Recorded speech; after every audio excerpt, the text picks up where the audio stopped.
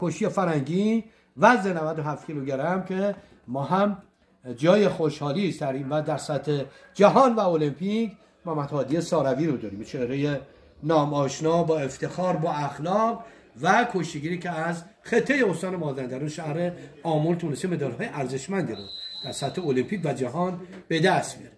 بعد از کمکاری و در نهایت حالا باید برتری یک تا اینجا در شرایط تساوی خدمت علاقمندان و دوستان کوچه این نکته رو اشاره بکنم. در این رقابت‌ها قهرمانی اروپا قوانین تغییر کرد به صورت آزمایشی. در شرایط تساوی کشتیگیری برنده است که اولین امتیاز رو دریافت کرده باشه. 1-0 تا اینجا نماینده ایتالیا پیش است. قوانین قبلی به این شکل بود که دومنده قرمز امتیاز آخر رو میگرفت، اون میتونست برنده مبارزه باشه. حالا به دنبال این است شاید میشه گفت تغییر قوانین باعث شده کشتیگیری که آخرین امتیاز رو دریافت میکنه تلاش خودش رو بیشتر بکنه. در غیر این صورت مبارزه رو واگذار خواهد کرد.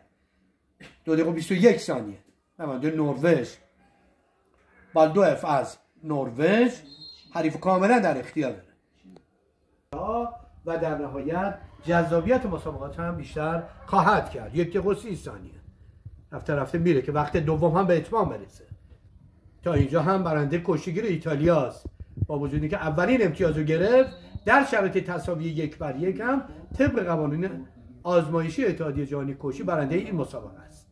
یه طوری میشه گفت تغییر این قوانین باعث شده که کشتیگیران تلاش بیشتری رو بکنن و بتونن امتیازات بیشتری رو به دست بیارن برای اینکه دستشون به عنوان فرد پیروز بالا بره. شبکه ورزش پخش زنده رقابت‌های قهرمانی اروپا در کشتی فرنگی 5 مزود گذشته اوزان 55 63 73 87 و 130 امروز هم 5 وزن دوم لحظاتی قبل آغاز شد. 45 ثانیه شرایط حساس حفظ نتیجه از جانب کشتیگیر ایتالیا. کاخاشویلی از ایتالیا رو به دنبال این است با قوانین جدید بتونه با حفظ نتیجه دستش به عنوان فرد پیروز بالا بره. 30 ثانیه اساس